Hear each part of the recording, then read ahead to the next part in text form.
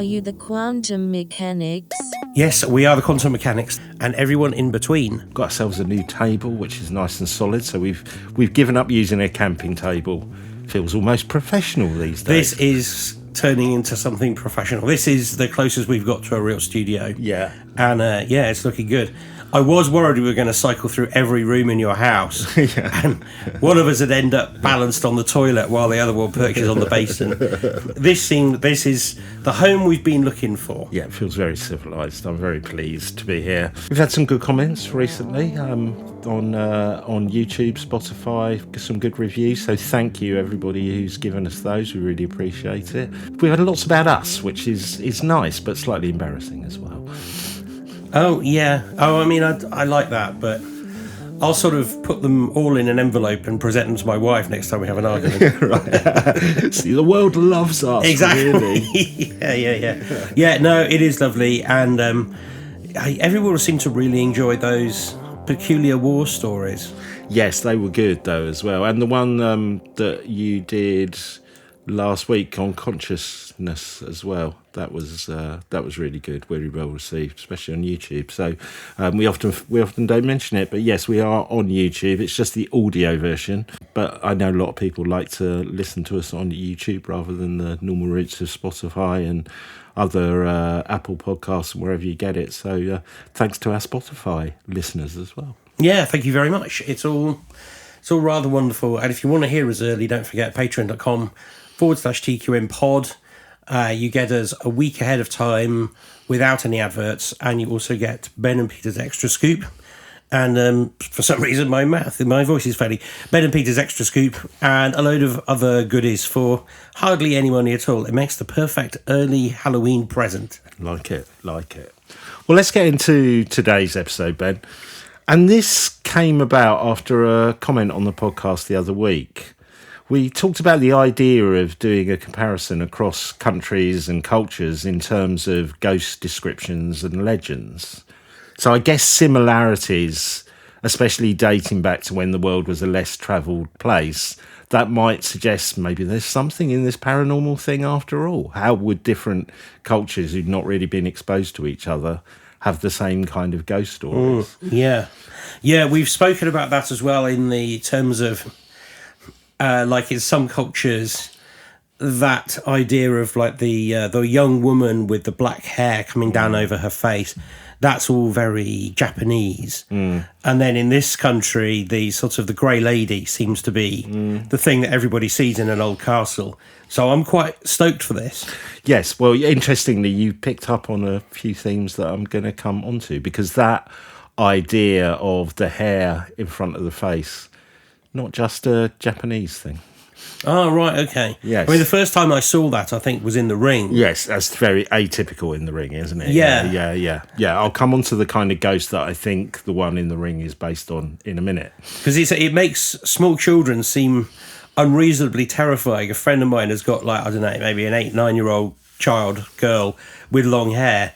And when they came downstairs after showering a couple of weeks ago, yes, it's terrifying because they had it all over their face. Watch this video, I need to get rid of it. Exactly. It's a ghost. Like, no, it's not, it's Claire. Like, oh, all right, fair enough. So there's that side of it. If there are similarities, it could tell us something. Likewise, if there are big differences in the paranormal in different cultures or regions, descriptions of the legends or the behaviour of the paranormal entities, it might lead to a more sceptical or at least a different way of looking at the topic. So this was how I started this journey, going, I want to explore some of those themes. So we're going on a journey. We're going on a journey around the globe, looking at the stereotypical descriptions of ghosts across the continent. Now, my caveat for this is I wouldn't say I had a really scientific methodology, but what I was looking for were the ghost stories that are the most popular, the most sightings that are described, the A-listers of the paranormal world in each different region. They're classically reported in those territories. You got it. Well, let's start with Europe. And the most reported European ghost is the White Lady. Ah, there we go, yeah. So she is typically envisioned as a pale, translucent figure draped in a long flowing gown of pristine white, sometimes shrouded by a veil or lace. Her features are often delicate, almost ethereal, with a face that appears pale to the point of ivory, sometimes blurred or having a sorrowful expression. She glides rather than walks, leaving a chill in the air and a faint, otherworldly glow that seems to shimmer around her outline. In many accounts, her eyes are dark and mournful or softly luminescent. Her movements are slow and noiseless, as if she was moving through a mist. I think, just describing that, you can see that ghost, right? Yeah. Well, to me, it's always very similar to the ghost in the library at the beginning of Ghostbusters, Yeah. before it does the skeleton reveal. But do you remember I interviewed Lucy, who lives in the old rectory building, and she saw the spectral nun that she described as glowing and gliding. Yeah, yeah. And interestingly, as a reference back to the ring, that was by a well. Yes, it was, yes. Yeah. And there was noise coming out of the well, Yeah, interesting. Well, the overall impression of the woman in white is one of a haunted beauty, tragic serenity, a spectral echo of a life cut short or a love story doomed to repeat, which we'll come on to some of the backstories a little bit later. Now, the White Lady Ghost's natural habitat is usually a castle or manor house. She has been sighted at numerous castles and other locations across the United Kingdom and Ireland. Leeds Castle, for one, is very famous for its White Lady story. She's prevalent, actually, in other European countries as well. In Germany, the spectre is known as the Weissdam and can be found in locations like Heidelberg Castle. In Spain, she is known as La Dama Blanca, and in the Netherlands as Witte Dame. I mean, they're all basically translations of the White Lady, right? We're going to come back to some of these and different topics in a minute, so I'm going to keep referencing back to them. But for now, let's move on to America. Now, moving to North America, Native American culture that has a wide range of spirits and ghosts, it's quite hard to pin down a prominent spectre. The folklore is dominated by themes of ancestors watching over the living, and of course animal spirits is such a big thing in Native American cultures. In terms of most reported ghosts in modern times, well, it's the White Lady again. Mostly, I was wondering if that was due to the European influx in more modern times, that it's the White Lady that became more prominent there. In South America, the most commonly cited and told ghost story is La Llorona, the Weeping Woman. So she's found in many American countries there are different local twists on the story, but she's typically depicted as a grieving woman near rivers or villages, and she's crying for her children. In terms of her appearance, she often has a long, flowing white or light-coloured dress or gown, sometimes a black or dark cloak. Her hair is long, dark, loose hair that hides part of her face. Yeah, and isn't the legend that she drowned her children to spite her lover? Indeed, yes. So her facial expressions and appearance, pale, sorrowful or haunted, with a look of despair, sometimes veiled behind wet hair. So again, like that Japanese tradition, wet hair in front of her face. Yeah, and I don't think there's a ghost hunting YouTube channel from South America that doesn't see La Llorona on a very regular basis. Indeed. Because it's got that crying noise as well. Yeah. Quite a lot of those ghost hunting channels, they have that, what's that noise? What's that noise? Oh, it's a woman crying. La Llorona, is that you? Well, you're right. She's typically depicted as wailing or crying, sometimes gliding or moving slowly along riverbanks or roads. In some tellings, she appears as a partially drowned or corpse-like figure, or as a beautiful woman luring people to the water before revealing her tragic backstory. And it is that backstory of her drowning her children and in some versions then taking her own life. Now, as you might imagine, given that backstory, she's mainly spotted by rivers, streams and lakes. I wasn't particularly shocked that this kind of theme of the White Lady is so reported in North and South America, given that European connection and the influence of the Catholic Church in South America, especially. What did surprise me was the prevalence of a spirit similar to the White Lady across Asia, especially South Asia. Now, Asia is a vast continent, covers multiple countries and cultures. In fact, roughly 60% of the world's population calls Asia home, which that's amazing, isn't it? However, some of the most told ghost stories in Japan and East Asia feature the onryo, or the yurei. So the onryo and the yurei are typically depicted as ethereal, non-corporeal figures with a distinct traditional Japanese look. They wear a white burial kimono, a shiromuji, or simple white robes, often with long flowing sleeves. Their face and skin, like the white woman, is pale, almost white, sometimes with a blank or sorrowful expression. And bare feet as well, isn't it? They patter like that, and sometimes it's wet bare feet as well. Yeah. Their hair is long, black and unbound or loosely tied. As in the South American legend, it's hanging over their face. So back to the ring again. Yeah. Many depictions show them as semi-transparent or fully translucent. Some versions appear as if they have no feet and glide rather than walk. Again, very similar to the White Lady. I would say they look a little like the woman in white, but with a more demonic face. The aura and mood of this particular ghost, somber, vengeful or mournful, reflecting their unfinished business or desire for revenge. Yurei is a broader term for Japanese ghosts. Onryo specifically refers to a vengeful spirit that can influence the living, while the classic Yurei image is the archetypal ghost that haunts places or people. Their preferred dwelling places are abandoned houses, graveyards, shrines and temples, dark alleys, or they can be linked to a specific person or family. In China, the hungry ghost is the most common. A restless spirit of the dead who are hungry or suffering due to karma. They're typically depicted as pitiable, emaciated beings with distinctive features that symbolise their suffering and perpetual hunger. Common elements of their appearance: they're gaunt, with a very thin or skeletal frame, sometimes a swollen or distended belly, emphasising they need to eat, their starvation. Their mouths and throats, tiny, narrow mouth that make swallowing nearly impossible, highlighting their unfulfilled hunger. Skin and face, pale, greyish or ashen skin, sunken cheeks and large mournful eyes. Now the neck and head is sometimes long, thin, so almost giraffe-like in some of the images. Ooh. It's quite a weird look. You imagine with the kind of distended belly as well. Hair can be dishevelled, and their head may appear crownless or bare.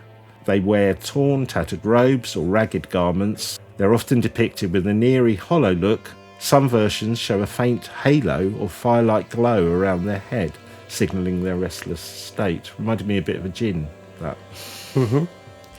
They can be found pretty much in the same places as their Japanese counterparts: graveyards, temples and dark alleys. They are sometimes chained or bound, reflecting their inability to move or to consume what they crave.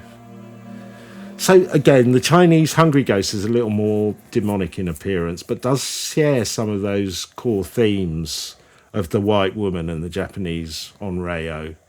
There are some similarities in their look and behaviour and general appearance. Let's move on to Africa. Now, the African continent, again, is vast with many different cultures and beliefs. There are themes similar to Native American beliefs with ancestral and protective spirits. In terms of the big hitters of folklore, we have the Ogbanje in West Africa as a trickster spirit who appears as a child who can cause illness or death. I'm going to come back to that one. We have the Tokoloshi, which is popular in southern Africa, especially in Zulu and Xhosa folklore. It's typically described, it's a really interesting one, this one, as a small, mischievous or malevolent dwarf-like spirit, often depicted as a short, hairy or naked humanoid with a repellent face sometimes with enlarged ears or a long tongue. Insert something about going clubbing geek chowder. Yeah, I knew you were going to do it. I'm not going to go much detail into this one on the main episode, but I've got a really funny and interesting article which I'm going to come on to in the Patreon exclusive Extra Scoop later. Oh, lovely. Also prominent in West Africa and North Africa, of course, is the jinn, who we've talked about many times on the podcast before. East Africa is a mix of ancestral spirits and phantoms tied to mountains, forests and graves. But let's focus on the Ogbanji, because as I was researching this, there were certain themes that started popping up in my head as I was travelling around the globe. Now, the Ogbanji is one of the most popular legends in Africa, especially West Africa. It is a concept from Igbo folklore, mainly originating in Nigeria. Describes a child spirit that repeatedly dies and is reborn into the same family, causing persistent grief and misfortune. There is no fixed appearance. An Ogbanji may inhabit a living child, appear as a healthy or a sickly youngster, or exist as a malevolent presence that triggers illness or death. The cycle of birth, burial and return is thought to be driven by unresolved sorrow or a malevolent purpose to torment a particular family. So it's almost like a child dies, that must be one of these spirits. The next child that comes along, the theory is it then takes over that child as well. Communities traditionally respond with rites to identify the spirit and wash away the pattern through burial practices, charms and involvement of elders to break the reincarnation loop. Variants exist across the region, but the core idea remains the same, that a spirit re-enters the household time and time again, marking a tragic cyclical grief in that family's lineage. They are sometimes depicted with painted white faces and white wings, almost like angelic wings. Not in all stories, but in some. So they don't take the form of a woman, but they do take on a mainly human appearance of a child. And there is some connection with the colour white again. I'm going to come back to more of this in a minute. Finally, on our tour, let's look at the most reported spirits in Australasia. Again, I've tried to take out the Western influence here. In terms of the indigenous people, the focus is again on ancestral and protective spirits, like the Taniwha, which is often depicted as an animal-like cryptid, serpent, dragon, or lizard-like, sometimes as a whale-headed being, which would be weird That's to see. odd. Really strange to see. Can you imagine? Whale-headed. Yeah. In a way, the fact that, the whale, the serpent, it kind of makes sense given Australasia's location and island culture. It's not surprising that this cryptid is mainly associated with water, rivers, lakes and seas. Well, in terms of appearance of the most popular ghosts around the world, there are parallels in Europe, America and Asia. A human woman, often in a white dress. Possibly that's connected to burial shrouds and the Christian tradition in Europe and the Americas. Similarly, white is often associated with burials and ceremonies around death in many Asian countries and cultures. I was struck with how both La Llorona in South America and the Onryo in Japan are often depicted with tortured, bloody or evil faces and that wet hair covering the face as well. It's an interesting connection, that, because you can't really see how... Okay, I get how that could spread around Europe to America, but from South America to Japan, as an ancient legend, very difficult to see how it would come about in very similar circumstances. Yeah, it's quite a specific trope. Yeah. That, I mean, it's not obvious. I mean, it doesn't come into our culture really. Yeah.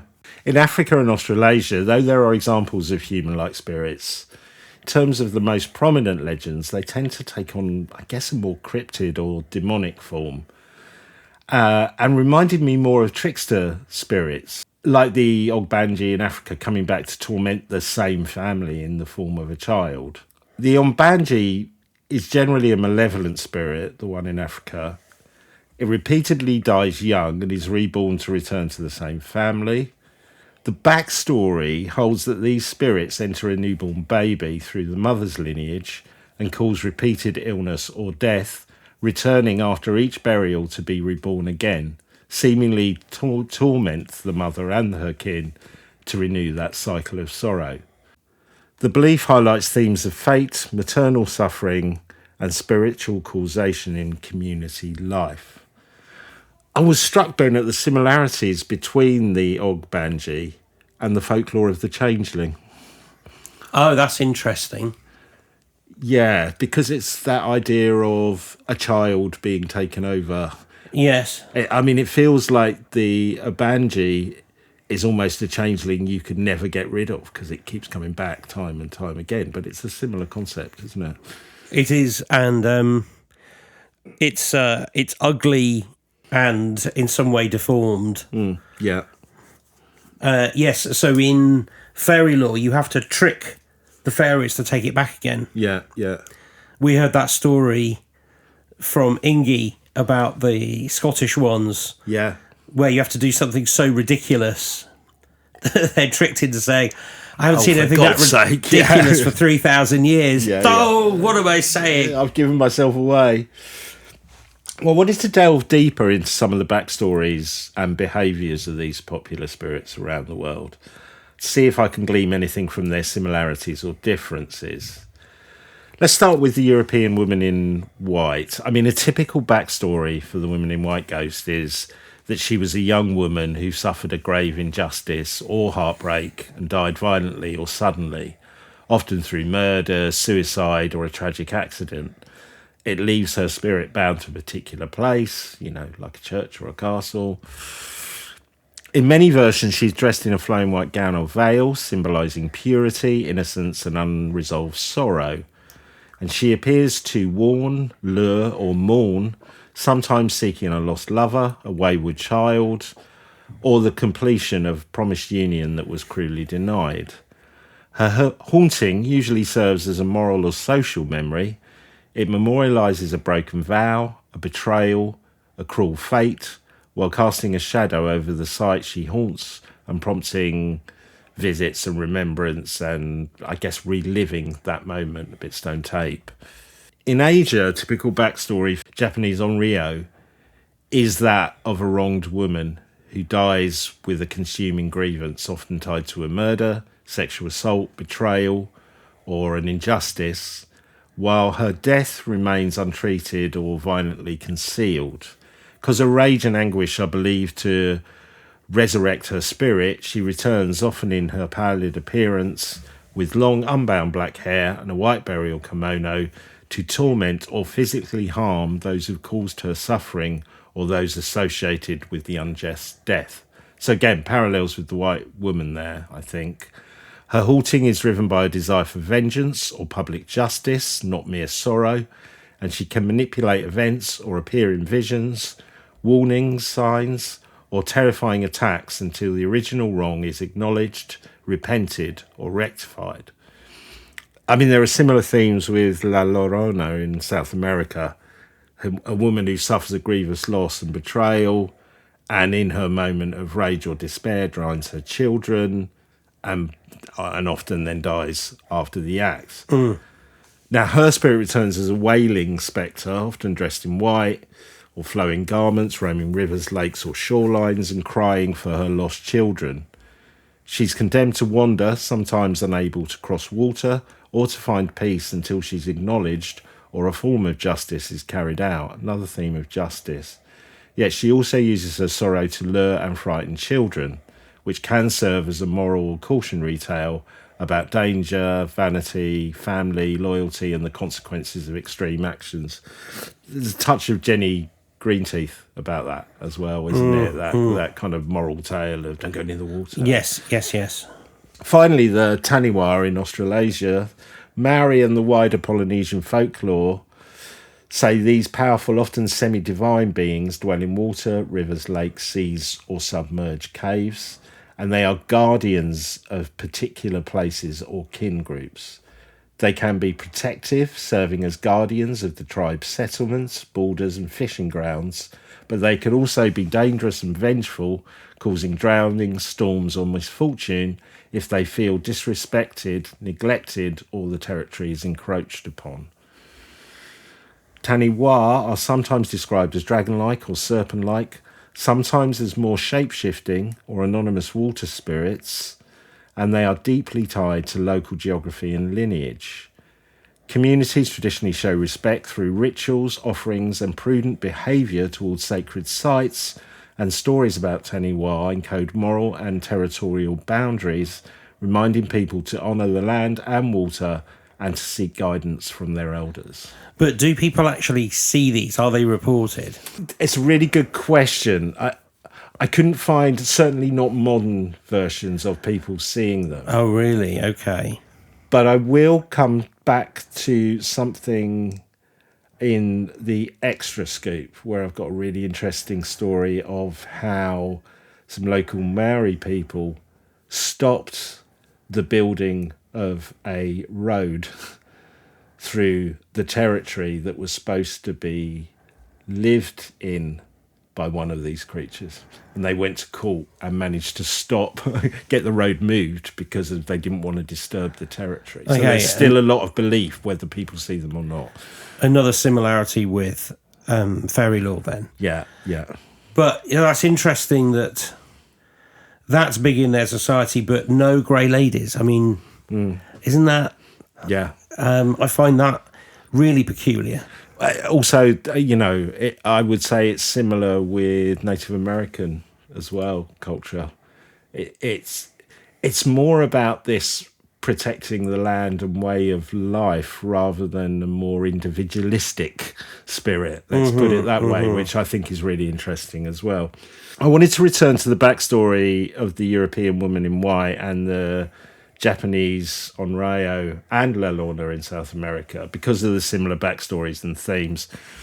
While I was researching this, I read a really interesting paper by Thomas and Jenny Banks et al., which I love saying. Al gets around. He's on all these papers, isn't he? Yeah. You can call me Al. It was published by Utah State University Press. There's a lot in it. It covers many themes. It was titled Gender and Ghosts. Now, a couple of things stood out for me that could well relate to these three women in white across three continents. The author says, wronged parties of either gender are among the most common types of ghosts. Typically in these ghost stories, a murder victim or the victim of a tragic accident draws attention to his or her plight by haunting a particular site. The large number of supernatural legends that focused on wrong parties who could just as easily be gendered male or female provides narrative illustration of this argument. In these cases, gender makes little difference to the storyline.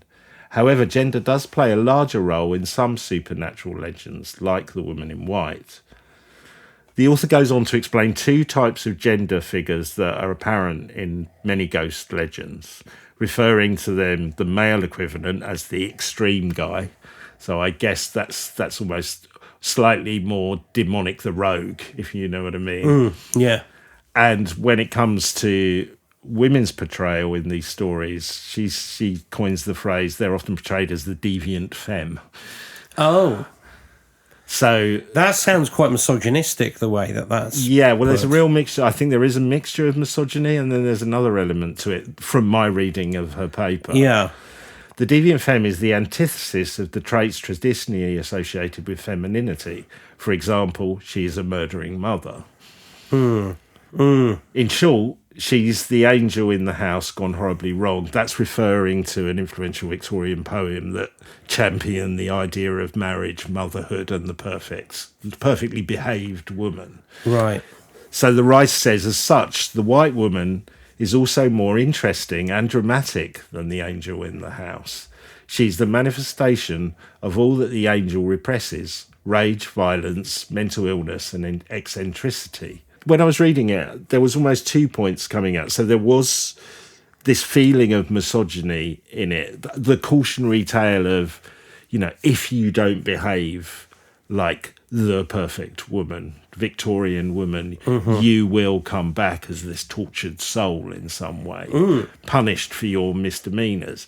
But I also read, for women reading these stories, there was almost a bit, with that whole thing about vampires of just being, well, they can do anything and they're sexy, and there's a little element of that for not for all, but for some women who were reading those stories in Victorian times. These women in white ghosts were powerful. They were eccentric. They were rebels, and that was quite attractive. Oh, there's an empowering element to it. An empowering element. So it was working on both levels, which you can probably see why it became so popular. Because at that time, if you were, probably subconsciously, more from a misogynistic point of view, you'd be going, well, that's a good lesson that, women will take away from this story. But some, probably not all, but some women were going, oh, there's something exciting and rebellious about this character as well, which gets them to draw into it, which I thought was fascinating. Which also is, it's a little bit sexy, isn't it? That idea. Yeah, yeah. Which is kind of, I see exactly where you're coming from. The vampire, again, that idea of the darkness being alluring. Yeah, that came across, I think, if you've ever seen Francis Ford Coppola's version of Dracula. Oh, many times, yes. That comes across in that, doesn't it? Of, I guess, Mina's character, isn't it? Mina almost kind of falls in love with Dracula and the rebellion and the sexual freedom and all that kind of stuff. It's those kind of themes, isn't it? That the woman in white might be tapping into in a similar kind of way.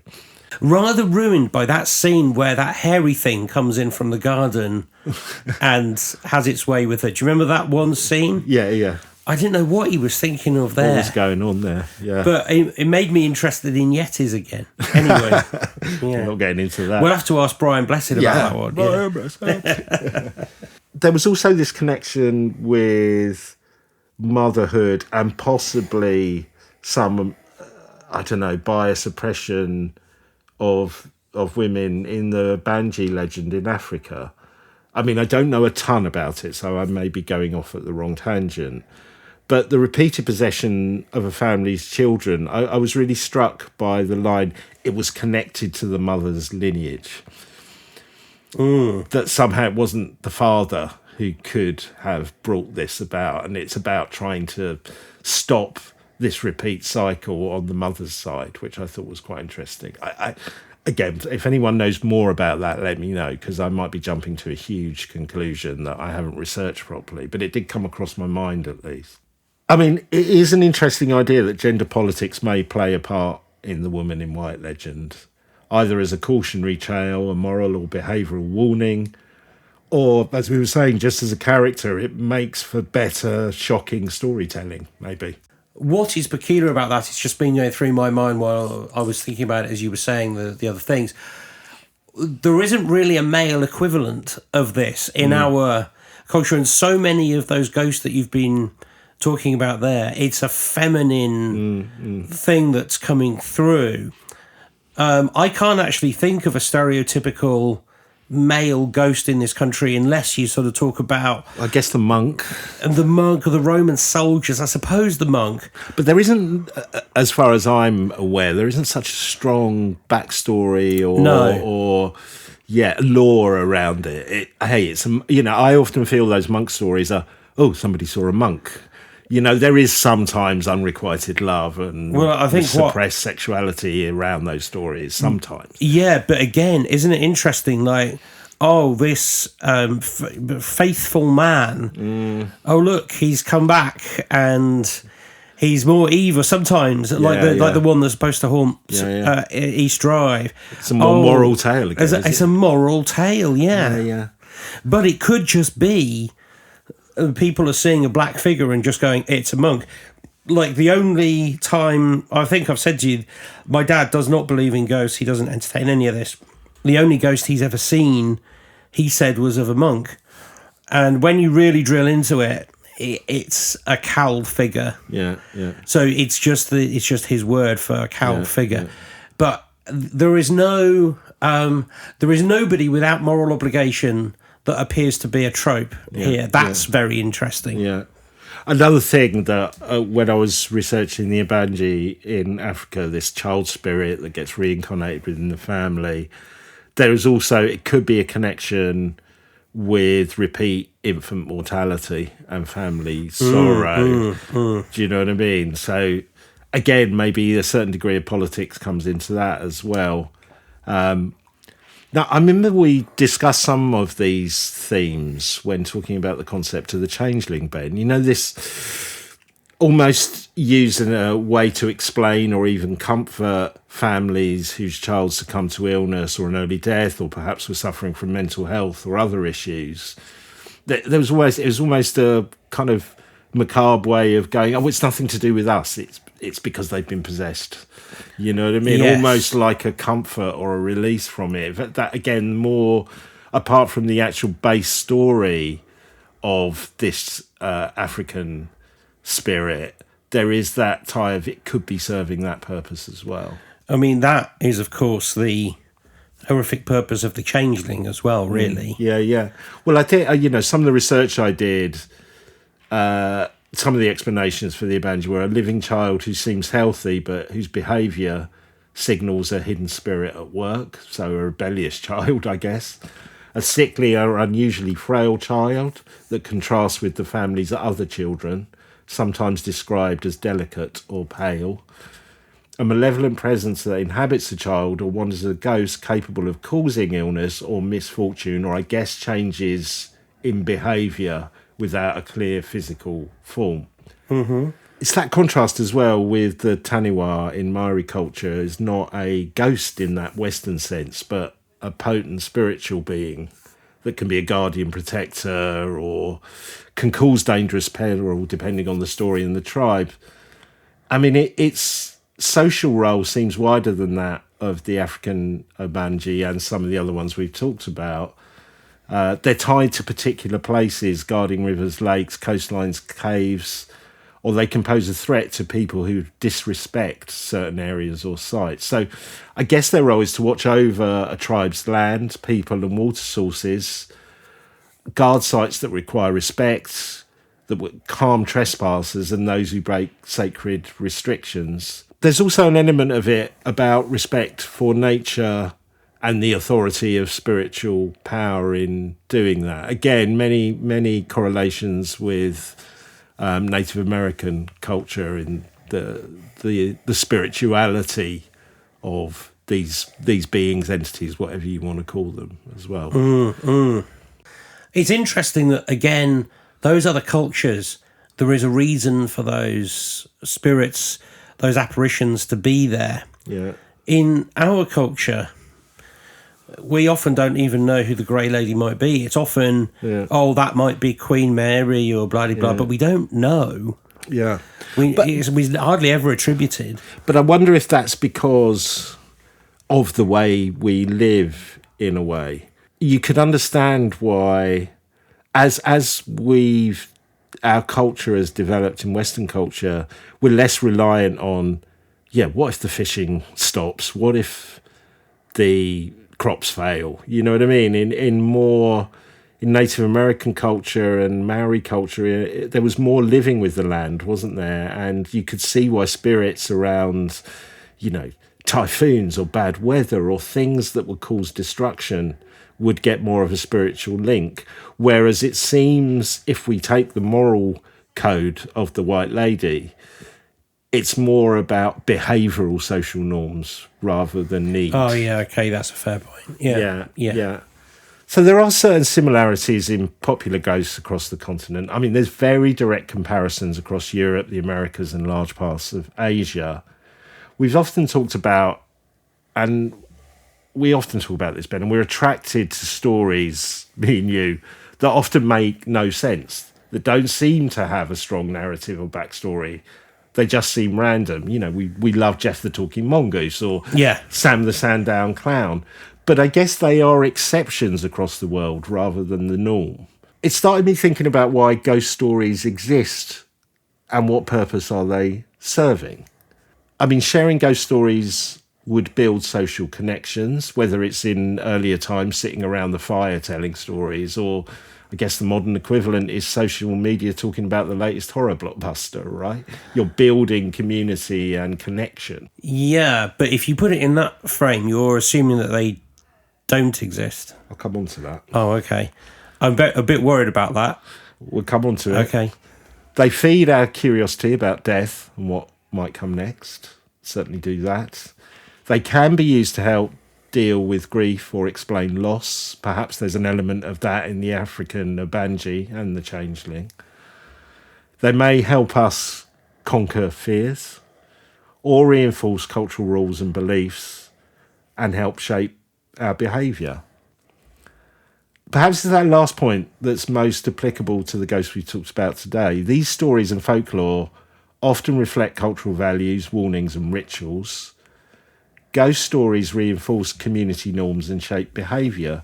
I think it's well highlighted in the Taniwha of Australasia, themes of respecting others' territory, of protecting your environment, or bad things will happen if you don't behave in the right way and the spirits will be angry. I mean, these are themes that are old as time, really, aren't they? But you're getting to my point earlier. Your fear is one. Because I think the big question here is what came first, the ghost or the ghost story? That's our paranormal version of the chicken and the egg. Since we've been doing this, I've changed my opinion on ghosts. I know we're for the believers, the doubters, everyone in between. I now fall very heavily on the side that ghosts are real. Since like the night in the prison, and that really affected you, didn't it? It really did. And some of the other stories that we've heard, it's a little bit like, I mean, I won't labour the point, but when I did those alien programs interviewing people who were abducted, I became very sure that the alien abduction phenomena was not sleep paralysis. Yeah. I feel very sure that the ghost phenomena is not people being mistaken. I feel like sometimes it is, sure, sometimes it is, but I know what I saw that night, and I know other people feel the same way. But I think also it does work on a dual level as well. You can have fairy changeling stories, and you can have fairies. The two are not mutually exclusive. A legend about something that's real it does not make the thing that's real less real. Well, I think you're coming on, because I was trying to think of this from a believer's, doubters, and in between point of view, and I jotted down. So a doubter would likely say we created these stories, these ghosts, to make sense of our world and reinforce our beliefs and shape our behaviours, right? A true believer might say that these ghosts exist and are trying to reinforce these themes or guide us, or there is something about these themes that gives them the power to come back, maybe. But I guess the middle ground might be ghosts exist and we just then project our social themes and beliefs onto them. Yes, I think that is where I would come down on this. And it's almost like those conversations we've had quite a few times. Well, are ghosts really? Are these really dead people coming back to life, or are they just, for example, transdimensional beings that we don't quite know what to deal with or process? So we go, it's a ghost, because that makes more sense to us. The thing that I really love about ghosts and those stories you mentioned is, even when it seems to make more sense, it doesn't make any sense. It seems to make sense that you would see a humanoid figure in a prison cell reminiscent of a past when it was in that cell. But why would you hear xylophone music coming from the other end of a hall, mimicking a device that you've got packed away in a case? That makes no sense. So I think there's a case of ghosts are bizarre, aliens are bizarre, the whole thing is bizarre. Also, our beliefs and made-up stories are bizarre, so they can exist in a lovely Venn diagram of bizarreness that intersects. Yeah, it's funny though, because while I was researching this, I did find myself becoming more sceptical, I must say. So it's interesting. We were just talking about it. My closing remarks that I wrote down were, when I started this research, I thought finding similarities about ghosts around the world might reinforce the belief that ghosts exist. But as I found the connections, I started to wonder whether ghosts are more about something we need rather than necessarily something that exists. So I'm not saying that's where I'm lying. I'm somewhere in between. But it took me in a different direction than I thought it would doing this episode. But before we go, I thought it'd be interesting to see if I could apply some of this to alien sightings and encounters. Oh, yeah. I thought, because I've taken this approach with ghosts, it was worth doing a short similar exercise looking into descriptions of extraterrestrials connected to alien encounter stories. What types are the most reported? Unsurprisingly, the most reported in the US is the Greys. classic alien grey. In South America, it's the grey. Right. In the UK and Europe, It's the grey again. Right. in Asia, Reptilians. the grey. Oh, In Africa, the grey. right. In Australasia, it is, can you guess? It's not the Greys. It's the grey. Wow, okay. It's Now that interesting, tells isn't you it? something, does it not? Really interesting, isn't it?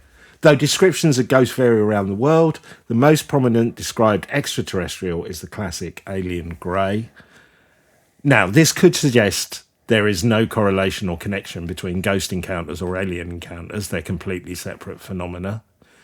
It could suggest ghost encounters are not real and that alien encounters are, or vice versa, I guess. If we go from a even more skeptical viewpoint, ghost stories have been around for thousands of years, where UFO and alien encounters, at least on mass reporting, are a relatively new phenomenon, so there's less chance of regional or cultural variation. And I guess that could be backed up with the law being so influenced by movies, TV series that are ubiquitous across the globe as well. Do you know what I mean? So that there isn't really cultural differences because it is a global phenomena in an age of global communication. Mm-hmm. So with aliens, unlike ghosts, people are not generally reporting a wide range of beings that sometimes share themes. The aliens we see across the globe are mainly the same, alien greys. Interesting though, isn't it?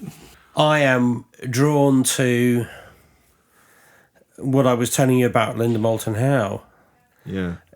and how those stories sound initially mad, but if you do take it that the Greys are some kind of manufactured being that is an artificial intelligence, even a biological artificial intelligence, doing the bidding of some other creatures, which is what that story was about, that makes a whole lot of sense. Which would then suggest that the ghost phenomena and the alien phenomena are not connected, wouldn't it?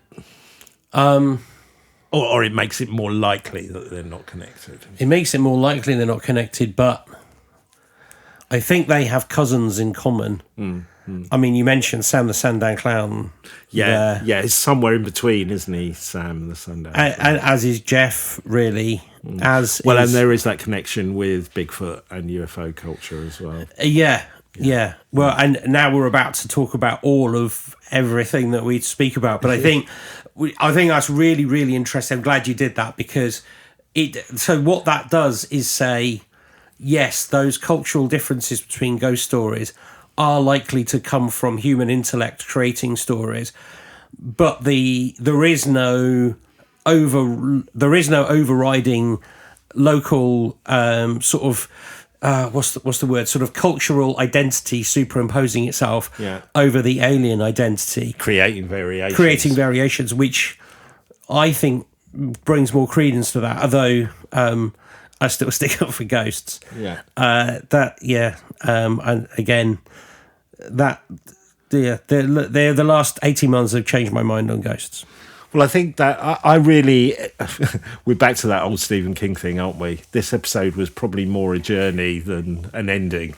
And it raises more questions. But, and you know what it's like doing these episodes. You kind of go, am I just making connections because I want to make connections? But I think the things that really struck out for me were, like these similarities, the kind of, like you said, the female focus of a lot of these entities, that kind of woman in white flow across Europe, America, South America. And like I said, there could be there could be logical reasons for that, Catholicism, European influence in those countries. But then to have something that's extremely similar in Japan and even to a degree in China as well, I think is fascinating. Yeah, I do. Yeah. Yeah, what a very interesting thing. We've got quite deep this week. Yeah, we have. And I'm conscious that we haven't done many kind of stories or up-to-date bits. As I said, as we were going through this, I've got a couple of interesting pieces to share about some of the ghosts we've talked about today on Ben and Peter's Extra Scoop, available on Patreon. So come and join us there at patreon.com/TQM pod if you want to hear some more about what we've been talking about today and different stories. Yes, do that. And never fear, I've been digging up some weird old stories that I'll be relating next week. So, yes, come and join us for that. Good. Well, look, I always loathe to say this because it's like the cliche that's done on podcasts, on YouTube videos. But on this one, because it is so open, it'd be really great to get feedback from people, what they think about what they've heard today. And if they've thought of anything different or agree, disagree, let us know. Because, like I said, I feel like I've opened up a can of worms rather than put one back in its box, if that's a terrible analogy. But And at least 2 of them are ghost worms and 1 of them's a changeling. Yeah, there you go. We'll see you next time. Take care. Bye. Bye.